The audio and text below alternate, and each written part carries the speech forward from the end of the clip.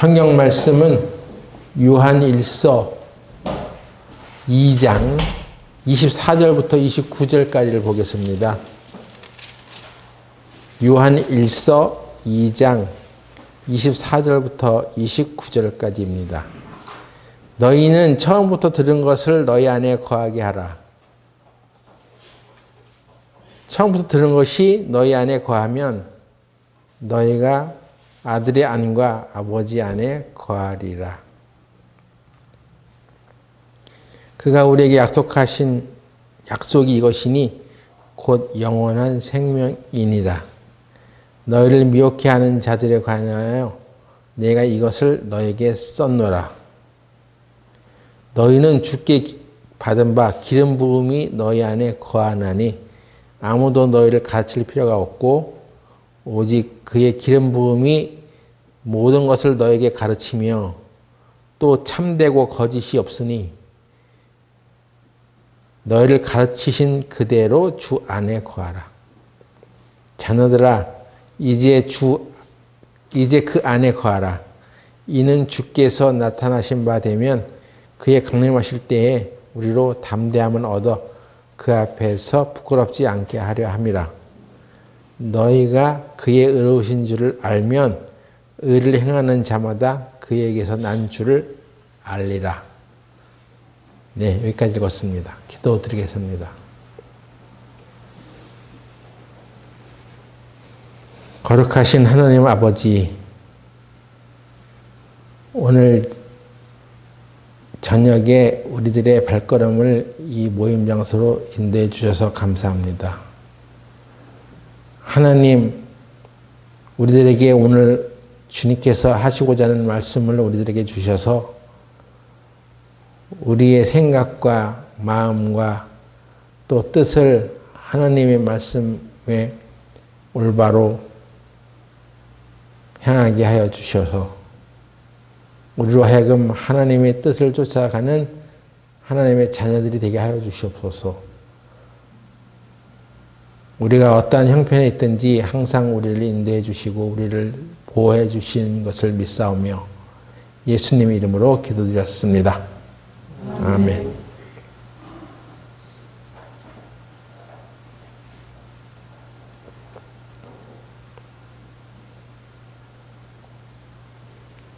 요한 일서의 전체의 주제는 하나님과의 사귐 혹은 하나님과의 교제입니다.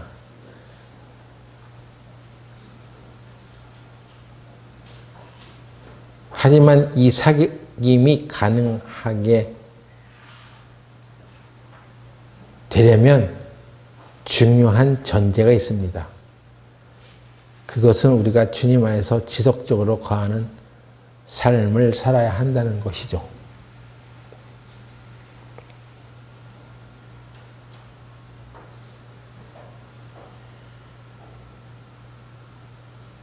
오늘 본문 요한 1서 2장 28절에도 보면 사도 요한은 모든 하나님의 자녀들에게 이렇게 권면합니다. 2장 28절에 뭐라고 되어 있습니까? 자녀들아 이제 그 안에 거하라. 이게 요한 1서의 주제예요. 이제 그 안에 거하라. 거한다는 말이 무슨 뜻입니까?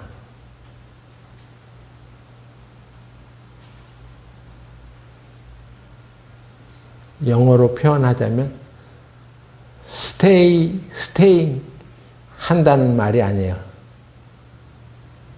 우리 어떤 외국에 가서 무슨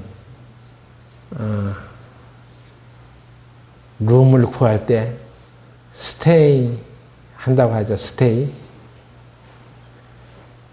그냥 잠깐 머물다 가는 것이 아닙니다. 그 staying이 한다는 말이 아니라 living,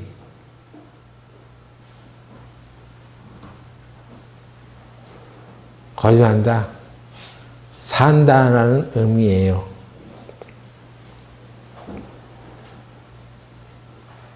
그래서 영어 성경에 대다수 보면 주 안에 거한다는 말을 번역할 때는 stay라는 말을 안 써요. 대신에 어떤 단어를 쓰느냐? abide 또는 continue, 지속적으로 거한다. 이런 단어를 씁니다.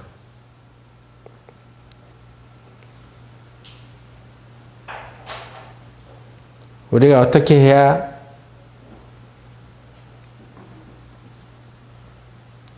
그 안에 거하는 삶을 지속적으로 유지할 수 있겠습니까? 먼저 첫 번째로 하나님 안에 거하라는 얘기는 하나님의 속성을 우리가 알면 이해를 할 수 있어요. 하나님의 속성은 하나님은 빛이시다라고 하셨습니다.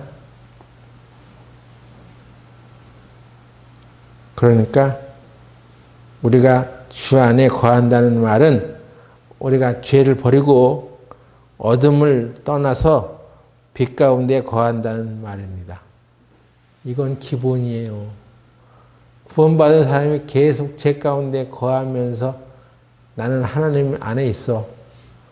이렇게 하면은 안 됩니다. 빛 가운데 거한다. 우리가 예수님을 만나고 예수님을 믿고 따르는 것은 우리 인생에서 일어난 놀라운 변화입니다. 그래서 우리가 이제는 우리가 빛 대신 하나님과 연결되어 살게 되었다는 것입니다. 우리가 하나님으로부터 태어났다고 해서 자동적으로 그 빛을 날마다 경험하며 사는 것은 아닙니다. 예를 들면 지금 오늘 저녁에 우리 교회 예배당에 형광등이 이렇게 딱 켜져 있습니다. 너무 빛이 밝아서 얼굴에 이렇게 찡그리면 찡그리는 것까지 다 보이죠. 여 전등 있는데 이 전등은 빛의 근원과 연결이 되어 있습니다. 그런데 빛의 근원과 연결이 되어 있다 하더라도 저 뒤에서 스위치를 ON 하고 켜야지만 이 형광등 쪽으로 불이 딱 들어옵니다. 빛의 근원 대신 하나님을 우리가 가까이 가 있다 하더라도 하나님께 대하여 우리 마음이 열려 있어야 하는 거예요. 예? 하나님의 말씀을 가까이 해야 되겠다는 의지, 그런 게 있어야 하는 것입니다. 여러분이 저녁에 밤에 집에 들어갔는데 나는 불을 켜지 않을 거야. 그런 마음을 먹으면 스위치를 안 켜겠죠.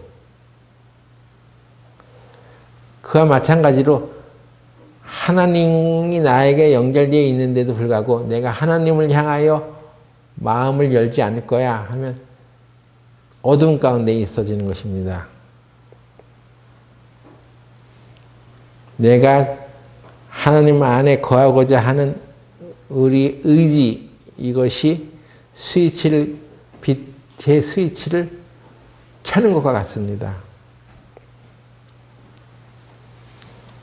요한 1서에 보면 이런 말씀이 있습니다. 요한 1서 1장 6절. 만일 우리가 하나님과 사귐이 있다 하고 어두운 가운데 행하면 거짓말을 하고 진리를 행치 아니함이 거니와. 나는 하나님과 사귐이 있어. 이렇게 말하면서 어두운 가운데 행하면 거짓말하는 것이다. 진리를 행치 아니하는 것이다. 그래서 그 어두운 가운데 행한다는 것은 단지 죄 가운데 계속 있다. 물론 그것도 맞습니다만은 여기 지금 요한 1서에서는 무엇을 가장 중요하게 말하냐면 요한 2서 2장 9절 빛 가운데 있다 하며 그 형제를 미워하는 자는 지금까지 어두운 가운데 있는 자요. 그 형제를 사랑하는 자는 빛 가운데 거하여 자기 속에 거리낌이 없으나 그의 형제를 미워하는 자는 어두운 가운데 있고 또 어두운 가운데 행하며 갈 곳을 알지 못하나니 이는 어두움이 그의 눈을 멀게 하였음이니라. 이거죠.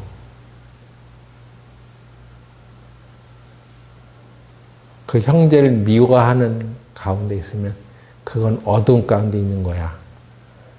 빛의 자녀답게 살지 않는 거야, 그것은. 빛의 연결이 계속 되어져서 살아가야 되는데 그렇지 않는 거야 하는 것입니다.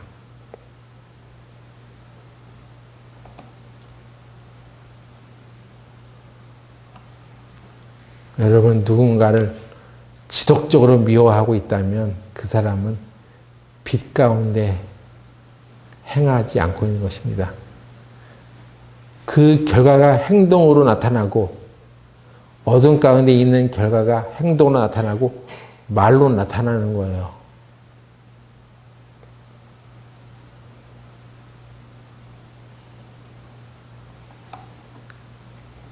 형제를 사랑하는 가운데 있으면 말도 사랑스럽게 합니다. 그리고 그게 다 이렇게 그렇게 들려요, 다. 아, 이 사람이 나를 사랑하는구나 하는 것이 들려져요.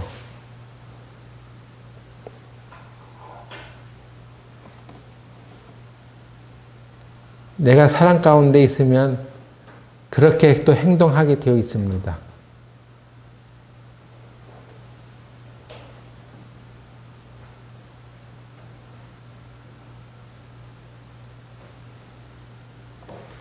빛이 딱 들어오면은 집안에도 빛이 딱 들어오면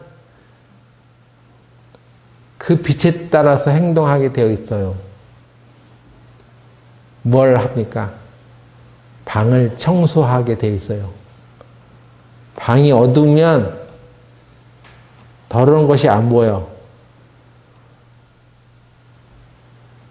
제가 병원에서 퇴원해가지고 이렇게 지내다가 이게 지내다 보면 쓰레기 같은 것이 생겨나요. 휴지 또는 맛있는 과자 먹던 부스러기 이거 또 포장되어 있는 포장지 이런 게 있어.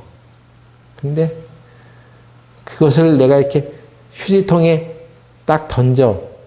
근데 다 들어가지 않아요. 슛골이니 안 돼.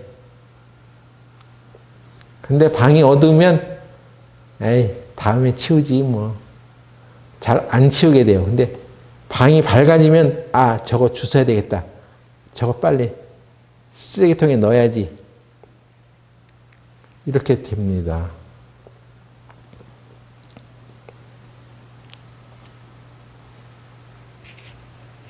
하나님의 빛을 받으면 깨끗하고 거룩해져 가야 하는 것인데 그렇게 깨끗하고 거룩해지게 살아가려고 하는 것이 기독교의 교리로는 뭐라고 하냐? 성화 이렇게 얘기하는 거야. 성화. 영어로 sanctification. 아유, 발음도 어려워.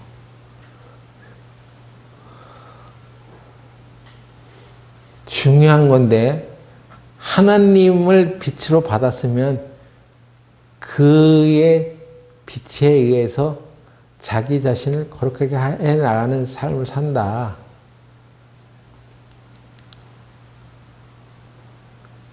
근데 어떤 교단에서는 이 성화가 없으면은 그는 천년왕국 못 간다고까지 가르쳐요. 여러분이 유튜브나 이런 데서 다른 교회 설교를 무작정 막 듣지 말고 이게 하나님 말씀에 맞는가 잘 살피면서 들어야 됩니다. 우리 교회에서 성화 안 됐다고 천년왕국 못 간다고 가르치지 않잖아요.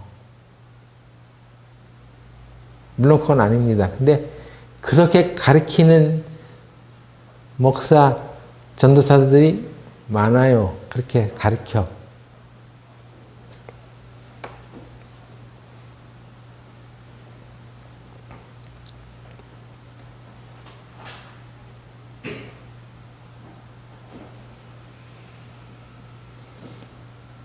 우리가 주 안에 거하는 것을 지속적으로 해나가려면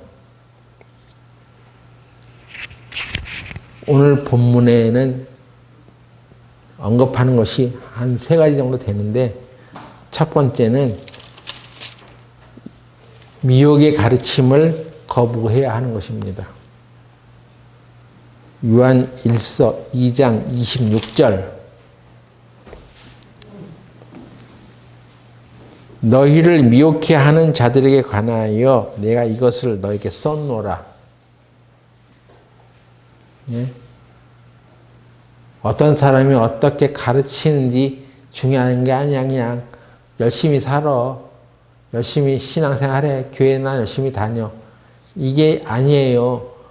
요한일서는 그렇게 말하지 않아요. 하나님은 우리에게 그렇게 말하지 않는다고요. 미혹의 가르침을 거부해야 한다고 가르칩니다. 너희를 미혹하는 자들에 관하여 내가 이것을 너에게 썼다. 미혹에는 영적인 활동이 있습니다. 미혹이 되었다. 그러면 그는 이미 사단의 이 귀신의 활동에 노출이 되었다는 것이에요. 그 분별력이 없으면 그냥 미혹 당하는 것입니다. 아담도 에덴 동산에서 뱀의 미혹을 받았어요. 또 하와도 뱀의 미혹을 받았어요. 어떤 사람이 계속 잘못된 생각을 하고 있는 것은 그가 사단의 미혹을 받기 때문에 그렇습니다.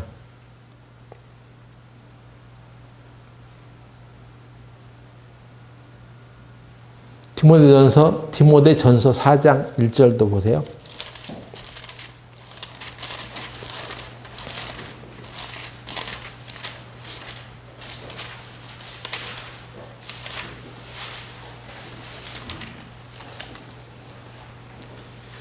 그러나 성령이 밝게 말씀하시기를 후일에 어떤 사람들이 믿음에서 떠나 미혹해 하는 영과 귀신의 가르침을 쫓으리라 하셨으니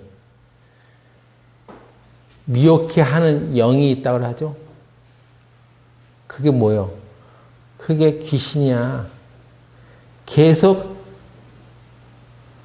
그럴듯하게 또는 적당하게 이렇게 흔들어 놓는다는 것입니다.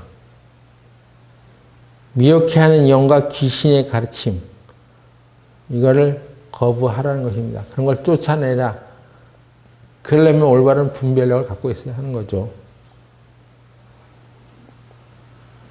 말씀을 듣는데도 무슨 말을 하는지 알아듣지도 못하고 잘못된 얘기는 뭐가 잘못된 건지 분별하지도 못하고 그냥 무조건 좋게 들어 다 잘하라는 거지. 예? 설교 듣고 뭐 그냥 판단을 왜 해? 그냥 그렇게 하라는 거지 뭐 이렇게 세세하게 따져. 이러면서 둥글럽적 둥글하게 그냥 넘어가 버리면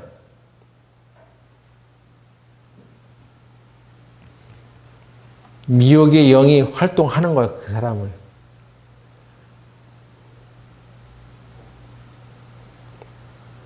그래서 여러분은 이 앞에서 말하는 설교자가 똑바로 얘기하는지, 진리를 따라서 얘기하는지, 아니면 귀신의 가르침을 전하는 것인지 본인이 잘 분별해 가면서 들어야 합니다.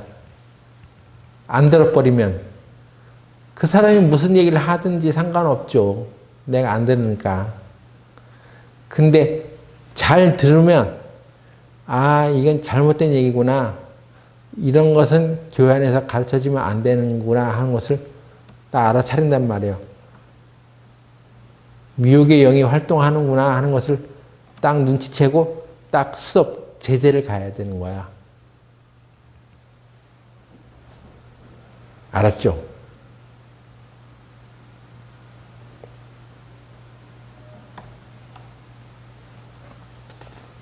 그래서 우리가 지속적으로 주 안에 거하는 삶을 살려면 미혹의 가르침을 거부해야 합니다. 그것을 판별해서 그것을 따르지 않아야 하는 거예요. 초대교회에는 당시에 미혹해 하는 자들이 있었어요. 요한일서를 쓰게 된 배경이 뭐냐면 그 당시 영적 지식을 강조하는 영지주의가 활동하고 있었습니다. 교회 안에까지 들어와가지고 사람들을 막 미혹시켰던 거예요.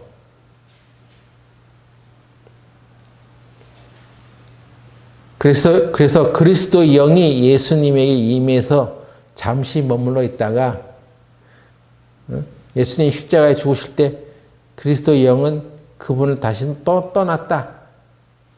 이상한 교리를 가르쳤습니다. 그리고 이 세상의 모든 물질은 다 악한 것이다. 영적인 것만이 선한 것이다. 이렇게 얘기했습니다. 그래서 영과 육을 철저히 분리시켰어요.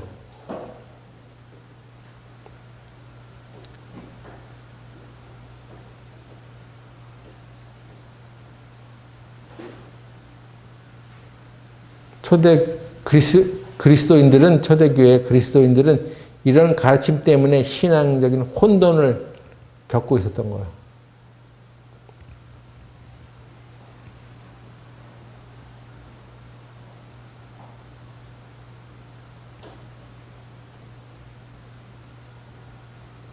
그래서 어떤 사람이 교회 안에서 어떤 죄를 져도 그거는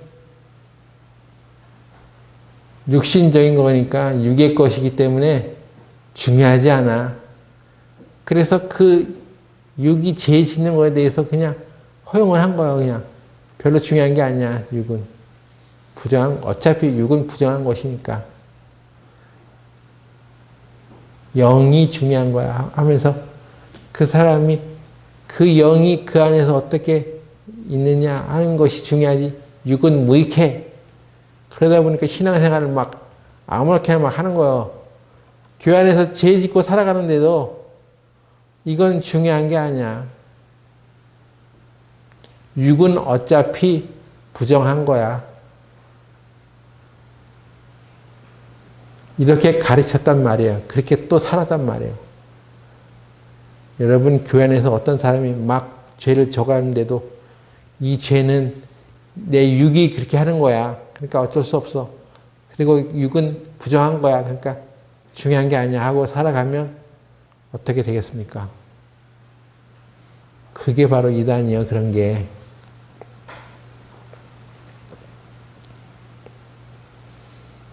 사도 요한은 그렇게 살아가는 모든 사람들을 적그리스도의 영을 따르는 사람들이라고 얘기했습니다.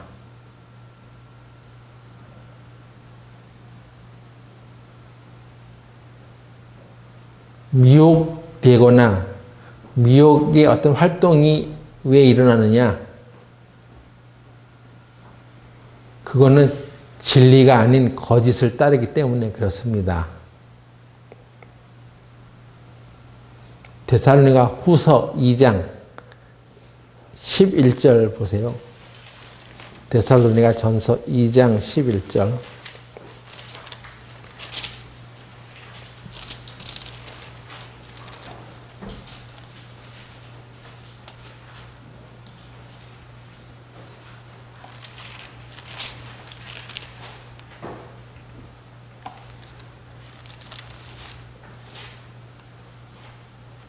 데살로니가 후서 찾았어요? 데살로니가 후서 2장 11절. 이러므로 하나님이 유혹을 저희 가운데 역사하게 하사 거짓 것을 믿게 하심은 진리를 믿지 않고 불의를 좋아하는 모든 자로 심판을 받게 하려 하심이라. 유혹, 여기 유혹, 미혹 이런 것이 왜 여기 나타나느냐, 교회에. 그래서 그런 거짓 것을 믿게 했느냐. 그것은 사람들이 진리를 믿지 않고 불의를 좋아하기 때문에 그렇다는 것입니다.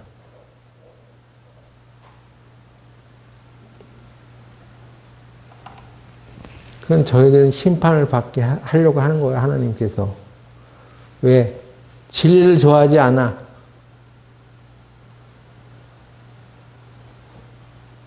불의를 더 좋아해.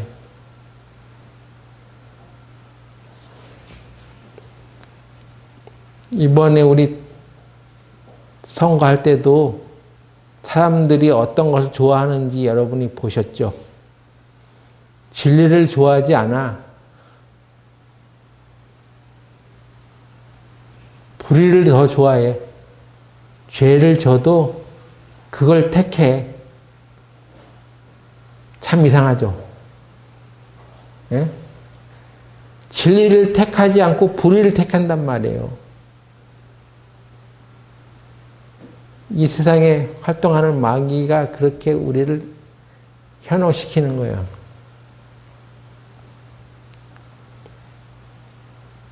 내가 찍은 사람이 선거에 당선됐다는 걸 좋아하지 마세요.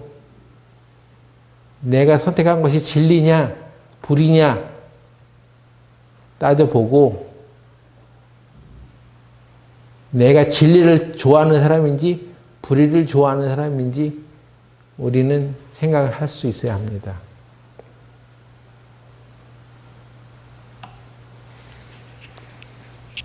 불의를 좋아하는 사람들을 하나님께서는 심판을 받게 하시겠다고 했습니다.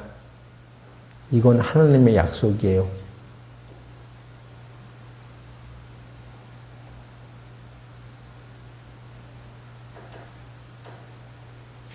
그런데 희한한 것은 모든 미혹의 이 뒷배경에는 거짓이라는 것이 들어있어요. 그러므로 거짓에게 문을 열어주면 안 됩니다. 거짓을 품고 살아가서는 안 됩니다. 그렇게 되면 반드시 미혹의 영이 활동을 하는 거예요, 그 사람한테.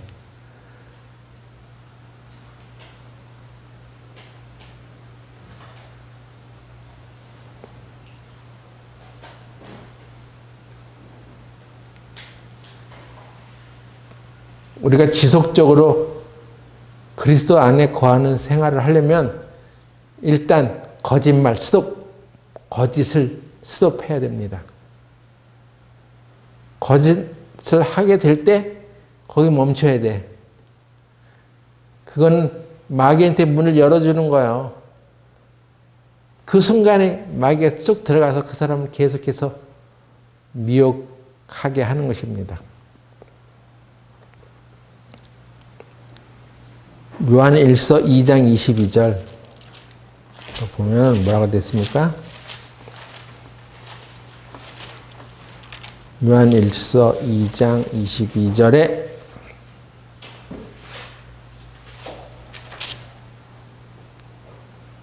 거짓말하는 자가 누구뇨? 예수께서 그리스도이심을 부인하는 자가 아니뇨. 아버지와 아들을 부인하는 그가 적그리스도니.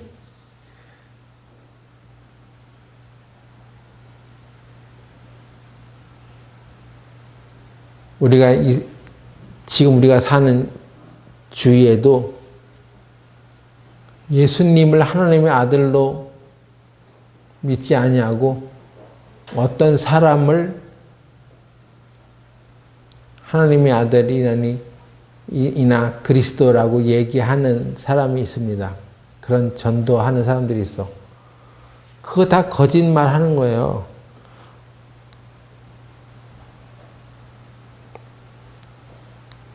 그게 적그리스도라는 것입니다. 예?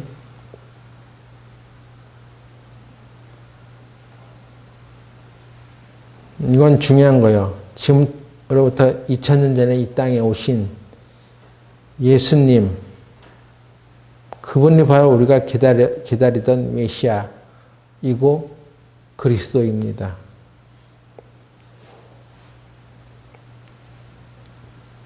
예수님이 그리스도이심을 믿지 아니하고 어떤 사람이 하나님이라고 전한다면 그건 적그리스도야. 예? 적그리스도가 가까이 와 있는 거야, 우리 옆에. 그래서 본문에 오늘 요한일서 2장 24절에 뭐라고 했냐면 너희는 처음부터 들은 것을 너희 안에 거하게 하라. 처음부터 들은 것이 너희 안에 거하면 너희가 아들의 안과 아버지 안에 거하리라.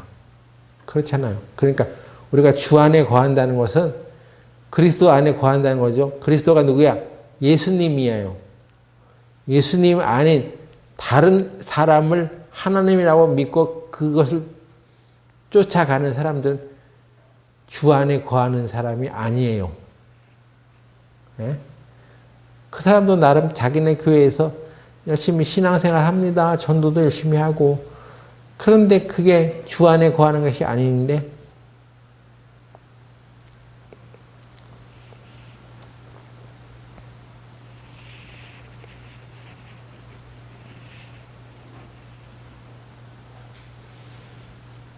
너희가 처음부터 들은 말씀은 뭐예요? 여기 요한일서에 너희가 처음부터 들은 말씀 안에 거하라 하는데 그게 뭐야? 복음이에요. 복음. 우리는 예수님으로 인해서 그의 흘리신 피로 인하여 죄사함 받고 거듭났다. 이것이 처음부터 들려진 하나님의 말씀이에요. 그런데 그게 아닌 다른 것을 막 끌어들여 와가지고 아 예수님 아니야. 한국에 있는 사람이 하나님이야. 그렇다든가 다른 어떤 대상을 예수님 외에 다른 사람을 그리스도라고 얘기하고 있다면 그 사람이 다니는 교회가 아무리 크고 돈이 많다 해도 그건 적그리스도입니다. 우리는 예수님만이 주님이라는 것을 믿어야 되죠.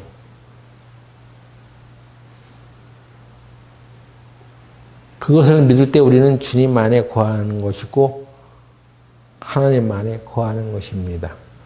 그러니까 미혹된 가르침에 넘어가서는 안 되는 것입니다.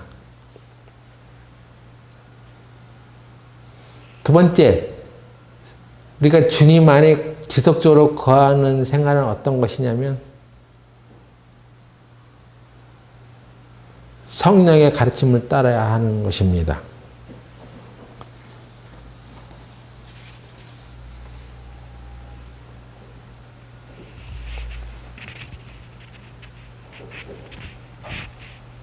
요한일서 2장 20절 보면은 21절까지를 보겠습니다. 너희는 거룩하신 자에게서 기름 부음을 받고 모든 것을 아느니라.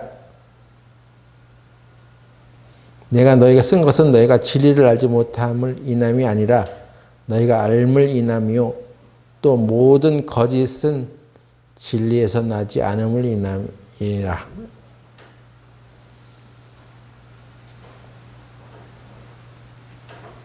너희들은 그 교회를 말하죠. 진리를 알기 때문이야. 진리를 알지 못하기 때문에 하는 것이 아니라 이 성경을 너희들에게 보내주는 것은 너희가 진리를 알기 때문이다.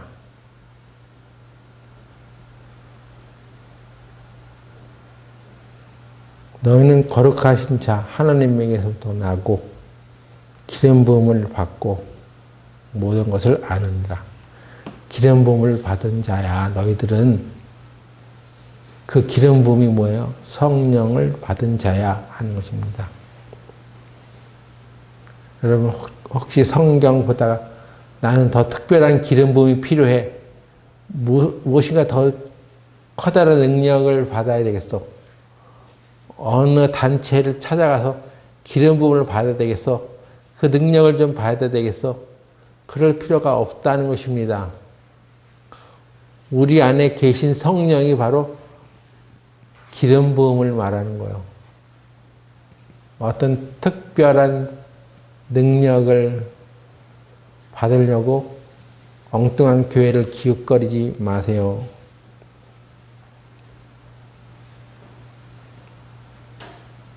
우리가 예수님을 믿고 그리스도를 영접하는 순간에 우리도 기름 부음을 받은 것입니다.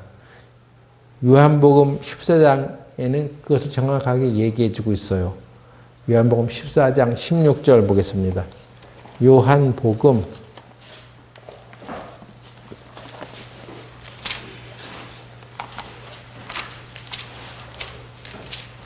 14장 16절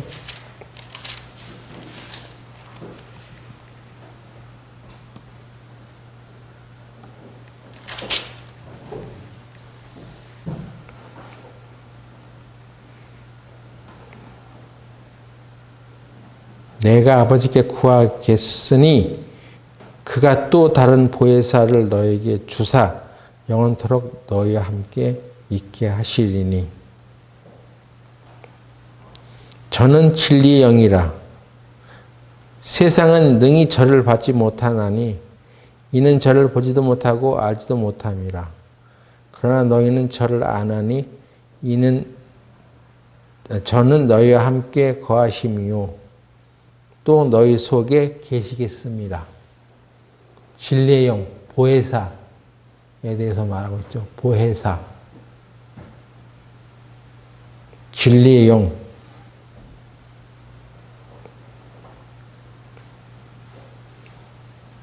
너희 함께 하심이요 너희 속에 계시겠습니다. 여러분 성령이 내 안에 진리의 영이 계신다는 것을 믿죠, 다들?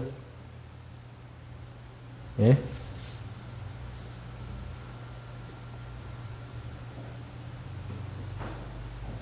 믿어. 성령이 내 안에 계신 것을 믿어요? 아니, 이거 요한복음에 그렇게 말해놨잖아요. 계시겠습니다. 예수님께서 약속해 놓은 거야.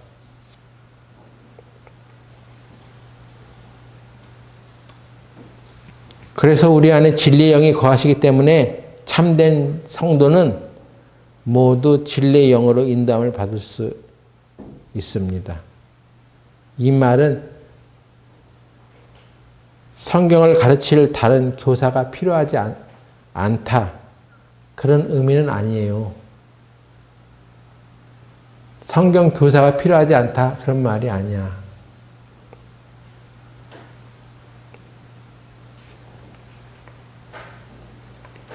성경은 가르침을 받아야 되고 또 가르쳐야 되죠.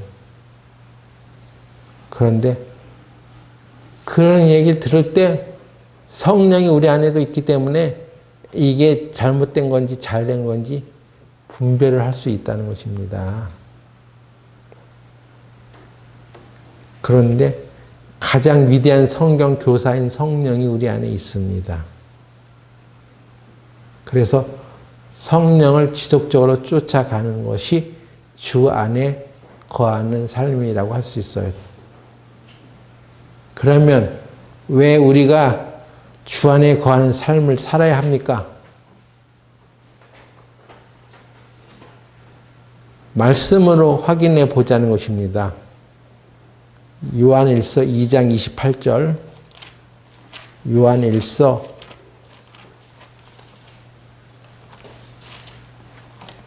2장 28절에 뭐라고 되어 있냐면, 자녀들아 이제 그 안에 거하라. 이는 주께서 나타나신 바 되면 그의 강림하실 때에 우리로 담대함을 얻어 그 앞에서 부끄럽지 않게 하려 함이라. 우리가 왜 주 안에 거하는 삶을 살아야 됩니까?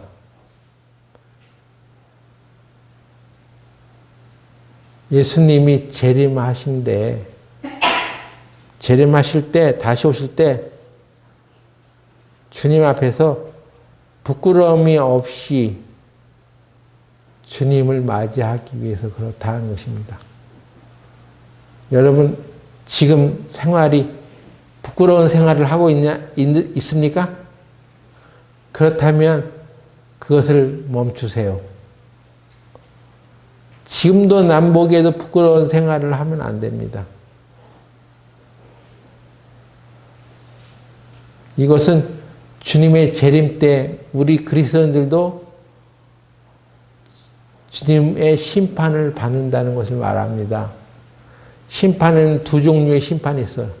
하나는 정죄의 심판이라고 하는 것이 있는데, 하나님을 믿지 않냐고 구원받지 않은 사람들에게 그 죄를 다 심판하시는 정죄의 심판. 두 번째는 그리스도인의 심판 때. 어떤 심판? 상급에 대한 심판. 예? 어떤 사람이 1등이고 어떤 사람이 2등이고 어떤 사람이 3등이고 이걸 등수를 매겨주는 거야. 쉽게 말하면 상급의 심판은 바로 그런 것입니다. 여러분 구원받고 살아가면서 아니 나는 상을 원하지 않아. 1등, 2등 그런 거 중요하지 않아. 그냥 천국에만 가면 다행이지 뭐. 그렇게 생각하는 사람도 있을 수 있죠. 저는 여러분들이 살아가는 모습을 보면 이 사람이 상급을 바라는 사람인지 아니면 그냥 막 사는 사람인지 그게 궁금할 때가 있어. 네?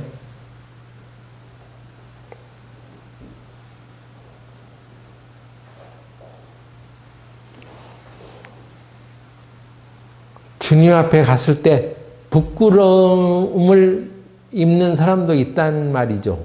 그런데 이 부끄러움이 그냥 단순한 것이 아니에요.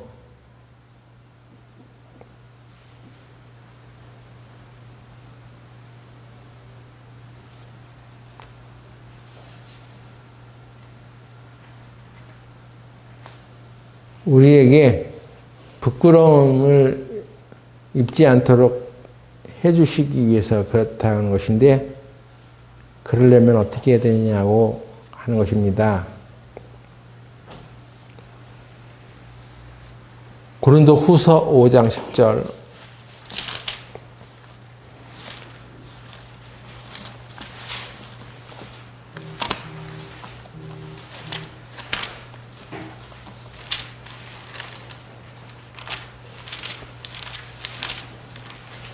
고린도후서 5장 10절에 이는 우리가 다 반드시 그리스도의 심판대 앞에 드러나 각각 선악간에 그 몸으로 행한 것을 따라 받으려 함이라. 바울도 이런 얘기를 했죠. 그리스도의 심판대가 있어. 바울이 고린도 교회 성도들에게 쓴 편지이죠. 고린도후서. 그러니까 우리 믿는 성도들이 반드시 다 그리스도 심판대 앞에 서게 된다는 것입니다. 그 그리스도 심판 때는 천국 지옥을 가르는 심판이 아니야. 상급에 대한 심판이야. 여러분, 하나님 말씀이 사실인 것을 믿으시기 바랍니다. 그런데 어떻게 심판하냐면 고린도전서 3장 10절 보세요.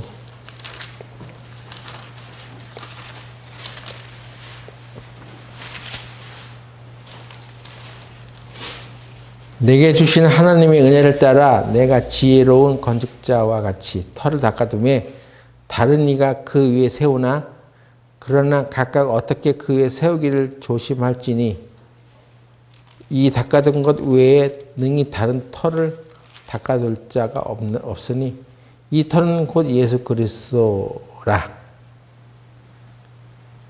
어떤 터 위에서 건축해 나가는 것 같은 설명을 하고 있습니다. 근데 그 터는 바로 예수 그리스도라. 우리 신앙의 모든 출발은 어디서부터 시작되는 것이냐면 그리스도로부터 시작되는 거야. 에? 내가 다른 어떤 사람을 믿어서 시작되는 게 아니라 그 터가 오직 예수님만이 터가 되어야 돼. 그런데 여기 6가지 재료가 나와. 12절에 만일 누구든지 금이나 은이나 보석이나 나무나 풀이나 짚으로 이 터 위에 세우면 각각 공력이 나타날 터인데 그 날이 공력을 밝히리니 이는 불로 나타내고 그 불이 각 사람의 공력이 어떠한 것을 시험할 것입니다. 6가지 재료가 나오는데 금이나 은이나 보석 같은 것은 안 타지. 근데 풀이나 짚이나 나무 이런 것은 다 타. 그때 각 사람이 행한 그 공력에 대한 심판을 한단 말이에요. 그건 구원받고 그 사람이 어떻게 살아갔느냐에 대한 심판이에요. 네? 그래서 하나님이 불을 확 놓는다는 것입니다. 그래서 타지나 안 타지나 이런 거 한다는 것입니다. 공력이 뭐예요? 공력. 그러면 공을 들여서 그냥 자기 열심을 내라는 것입니까? 그런 뜻이 아닙니다. 우리도 구원 받고 나서 어떤 희생이나 봉사 하죠. 그런 거 다 탄다는 것이 아니에요. 금이나 은이나 보석으로 했으면 다행인데 풀이나 짚이나 나무 같은 걸로 하면 다 타는 것이 있다는 것입니다. 하나님께서 인정해 주시지 않는 헌신, 하나님께서 인정해 주지 않는 행위의 노력, 이런 걸 말하는 거죠.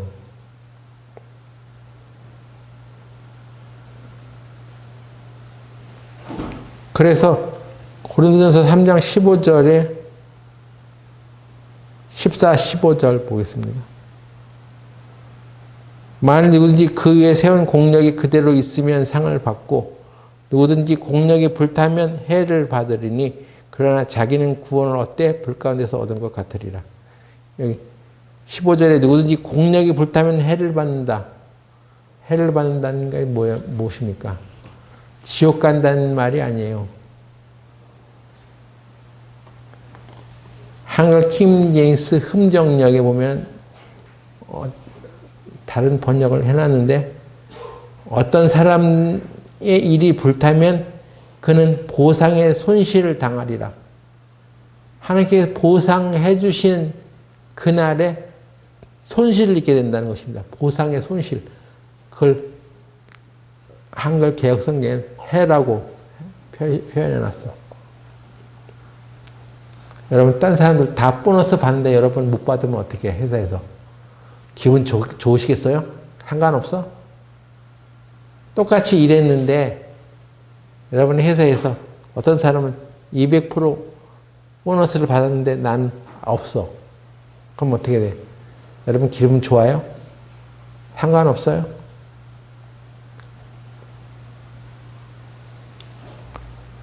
보상의 손실을 당한다는 것입니다. 근데 자신은 구원을 받되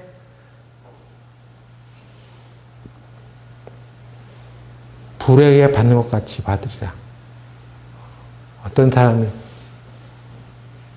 옛날에 우리 믿음의 선배들이 이걸 어떻게 표현했냐면 불 가운데 얻은 구원. 어떤 사람이 목욕탕에 갔는데 목욕탕에서 불이 났어. 어? 그러면 어떻게 해야 돼? 불을 피해서 막 바깥으로 나갔어. 근데 어떤 사람은 그냥 팬티 바람으로 나가고 어떤 사람 아무것도 걸치지 못하고 나갈 수가 있죠. 이 사람이 구원을 받았는데 불 가운데 건짐을 받았는데 아이 그 모습이 너무 창피한 거예요. 여러분 구원을 받았는데 나중에 주님 앞에서 이렇게 부끄러운 구원을 받으시면 안 된다고. 하나님이 마련해 놓으신 그 상을 다 받아가야지. 보상의 손실을 입으면 안 돼. 아니 저는 그래도 나는 구원받고 난 열심히 일했는데요. 교회에 가서 열심히 나 헌금도 많이 했는데요. 저한테 왜 그러십니까? 우리는 그렇게 생각이 들어지는 것이 있어. 근데 예수님이 나중에 심판하실 때 그거 타지 않는 것으로 네가 했으면 보상을 줄 텐데 이거 다 타들어가는 거야. 그러면 우리는 보상을 못 받는 것일 수도 있단 말이에요.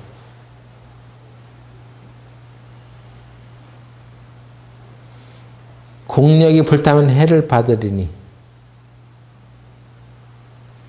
그 해가 무엇인지 성경에는 정확히 말하고 있지 않으니까 억지로 상상에 근거한 해석은 하지 않아도 됩니다.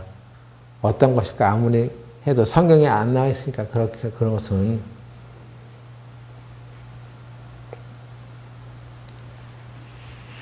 가톨릭에서는 이 부분의 말씀을 그래서 이제 죽고 난 뒤에 차등이 있다고 가르치기도 해요. 어떤 사람은 천국 가고 어떤 사람은 지옥 가고 어떤 사람은 그 중간 단계 연옥이라는 데 간다. 그건 잘못된 또 교리죠.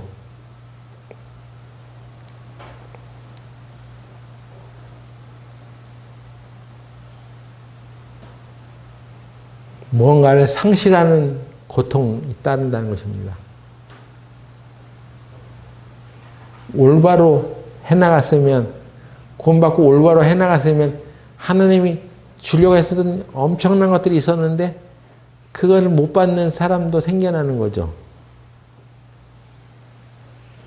마태복음 25장 41절을 보고 마치겠습니다.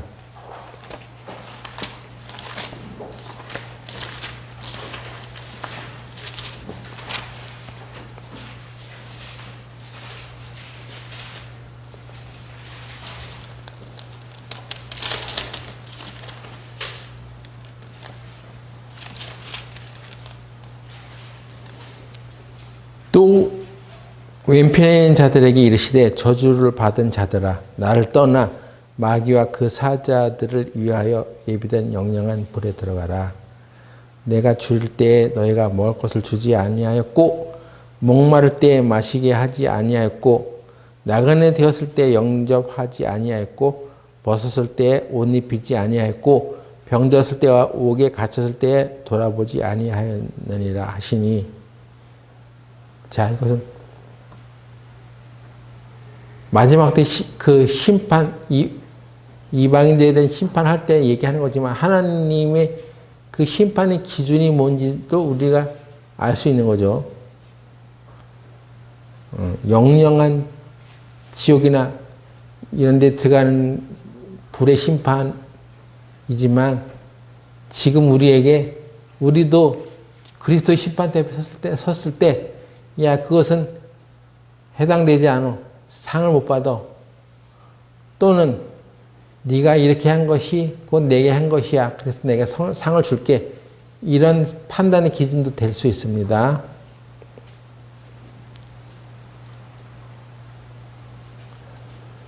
(44절에) 저희도 대답하여 가로되 주여 우리가 어느 때에 주의 줄이신 것이나 목마른 것이나 나그네 되신 것이나 벗으신 것이나 병드신 것이나 옥에 갇히신 것을 보고 공양치 아니하더이까. 이에 임금이 대답하여 가라사대 내가 진실로 너에게 이르노니 이 지극히 작은 자 하나에게 하지 아니한 것이 곧 내게 하지 아니한 것이니라 하시니라.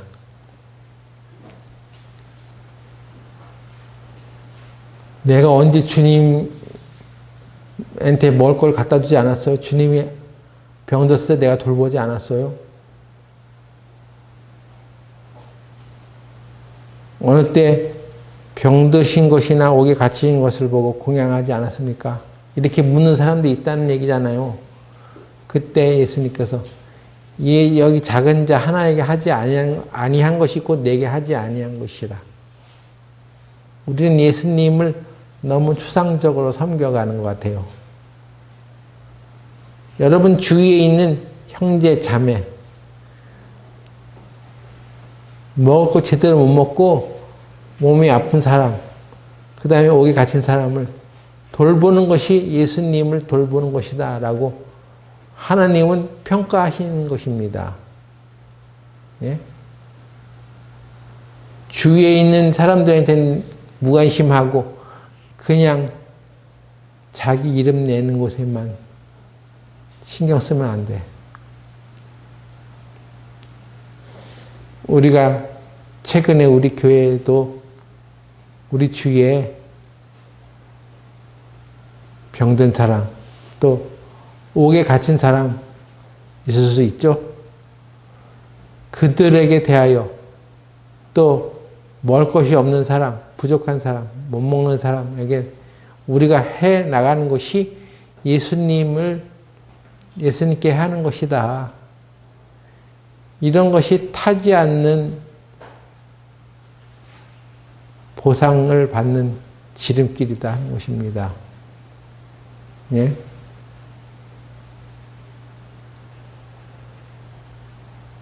여러분들이 잘 생각하시고 주위에 이런 사람들을 향해서 예수님의 마음을 가지고 살펴가는 생활을 해 나가시기 바랍니다. 그러면 우리는 주님 앞에 갔을 때 보상의 손실 그런 것들을 받지 않아요. 받을 것을 다 받을 수 있습니다. 여러분이 그런 축복을 다 받아가는 사람들이 되기를 바라요.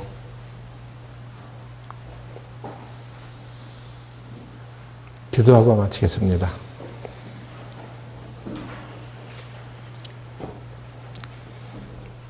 하나님 우리 아버지요.